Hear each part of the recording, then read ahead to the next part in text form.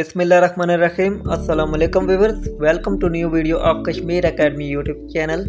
Today we are going to take our first class of English.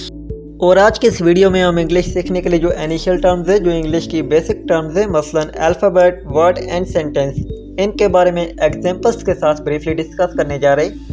So complete information लेने के लिए video के आखिर तक हमारे साथ रहिएगा। लेकिन उससे पहले हम अपने व्यूअर्स से एक छोटी सी रिक्वेस्ट करते हैं कि आप हमारे यूट्यूब चैनल को सब्सक्राइब करके साथ में बेल के आइकॉन को प्रेस कर दीजिए ताकि हमारी हर नई आने वाली वीडियो का नोटिफिकेशन बार वक्त आप तक पहुंच सके।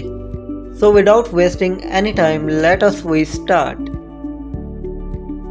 तो व्यूअर्स, सबसे पहले हम इस कॉन्टेक्स्ट में लिखे नोट को पढ़ लेते हैं। To learn any language you have to learn the grammatic rules of this language. When you have knowledge about all these basic terms you can improve your linguistic skills. अब अगर हम इसकी ट्रांसलेशन करते हैं तो हमें मालूम होता है कि किसी भी ज़बान को सीखने से पहले उसके ग्रामर को सीखना पड़ता है, उसके ग्रामर के रूल्स को समझना पड़ता है। फर्स्ट ऑफ ऑल आपको किसी भी रूल का स्ट्रक्चर समझना पड़ता है। स्ट्रक्चर को समझने के बाद उसके फंक्शन को समझना पड़ता है, यानी किस तरह हम किसी भी रूल को इम्प्लीमेंट करके किसी लैंग्वेज में डिस्कशन कर सकते हैं या स्पीच कर सकते हैं। तो ये सब चीज़ें जब आप सीख लेते हैं तो आप ना सिर्फ उस ज़बान को सीख सकते हैं बल्कि उस ज़बान में अपनी स्किल्स को भी इम्प्रूव कर सकते हैं। तो देखें, जब आप अपनी बेस को मजबूत रखेंगे तो इस बात की गारंटी मैं आपको देता हूँ कि you can become the expert of any language.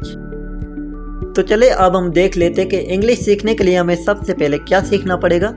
So English में आपको सबसे पहले सीखना पड़ेगा व्हाट इज अल्फाबेट और letters. When you are in your initial class you was learn ABCD so on Z. What is this?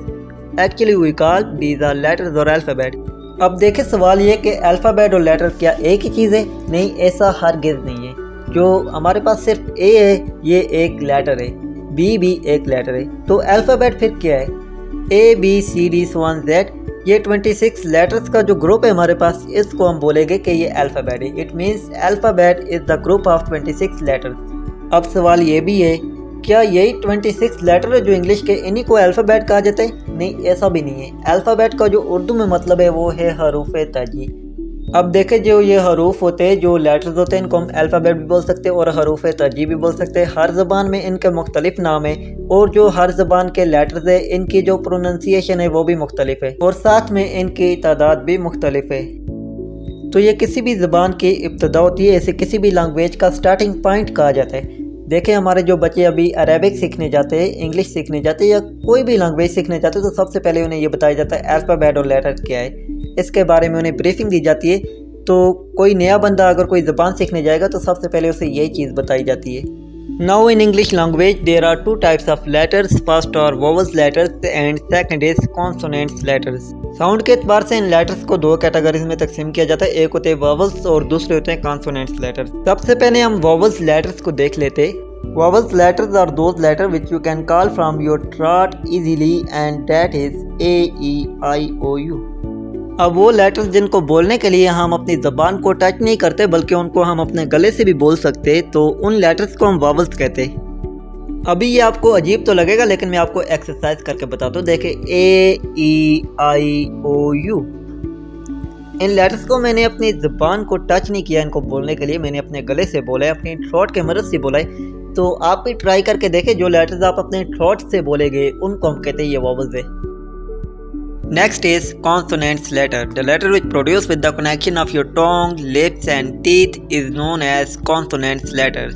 वो letters जिनको pronounce करने के लिए आपके लिप्स, आपके दांतों और आपकी ज़बान के दरमियान किसी किस्म का कनेक्शन होता है, उनके कनेक्शन से आप उन लेटर्स को प्रोनाउंस करते हैं, तो उनको हम कहते हैं ये कॉन्सोनेंट्स लेटर्स है। अभी मैं आपको कुछ लेटर्स प्रोनाउंस करके भी बता देता हूँ। देखिए, बी को बोलने के लिए हमारे जो लिप्स है इनका कनेक्शन होता है। इसी तरह सी को बोलने के लिए हमारी जो ज़बान है या हमारे दांतों के दरमियान टकराती है, तो फिर हम बोलते हैं सी। इसी तरह डी को प्रोनाउंस करने के लिए जो हमारी ज़बान है ये हमारे मुंह के ऊपर वाले हिस्से से टच करती है। तो वो लेटर्स जिनको प्रोनाउंस करने के लिए जो आपके माउथ के पार्ट्स है इनके दरमियान किसी भी किस्म का कनेक्शन होता है, तो फिर हम कहते हैं ये कॉन्सोनेंट्स लेटर्स है। वोवल्स और कॉन्सोनेंट्स के दरमियान डिफरेंशिएट करने के लिए जस्ट आप इतनी सी बात याद रख लें कि जिन लेटर्स को प्रोनाउंस करने के लिए आपके लिप्स, आपके टोंग और आपके टीथ के दरमियान किसी किस्म का कनेक्शन होगा अगर, तो उनको हम बोलते हैं ये कॉन्सोनेंट्स लेटर्स है। अदरवाइज अगर कनेक्शन नहीं होता किसी किस्म का तो फिर हम बोलते हैं ये वोवल्स लेटर्स है। राइटिंग के एतबार से लेटर्स की दो किस्में होती है, एक होते हैं कैपिटल लेटर्स और दूसरे होते हैं स्मॉल लेटर्स। कैपिटल और स्मॉल लेटर्स किस टाइप के होते हैं ये आप पिक्चर में ही देख ले। तो कोई भी अगर आप प्रॉपर वर्ड टाइप करते उसका जो फर्स्ट लेटर होगा वो कैपिटल होगा। इसी तरह जब आप कोई सेंटेंस टाइप करते तो उसका जो फर्स्ट लेटर होगा वो कैपिटल लेटर होगा। इंग्लिश सीखने के लिए जो हमें दूसरी चीज़ सीखना पड़ती है वो ये है कि what is word. When two or more than two letters combined with each other and they give some proper meaning, then we say this is a word.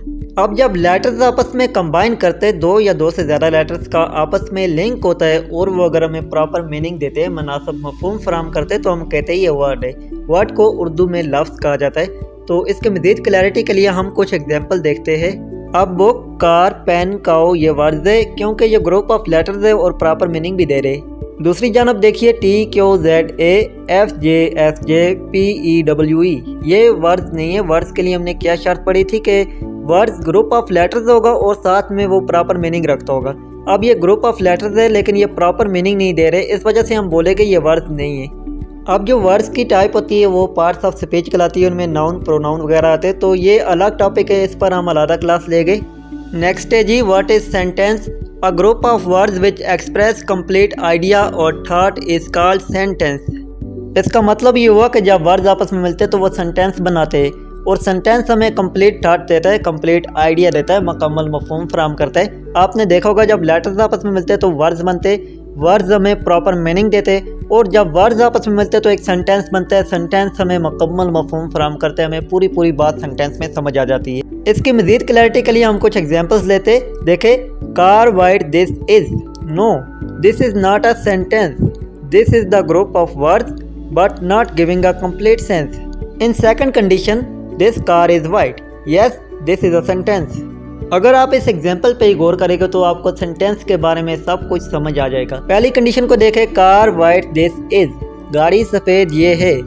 अब ये क्लियर नहीं हो रहा, हमें कुछ इसकी समझ नहीं आ रही। ये ग्रुप ऑफ वर्ड तो है लेकिन कंप्लीट सेंस नहीं दे रहा, कोई कंप्लीट आइडिया नहीं दे रहा, इस वजह से हम कहेंगे कि ये सेंटेंस नहीं है।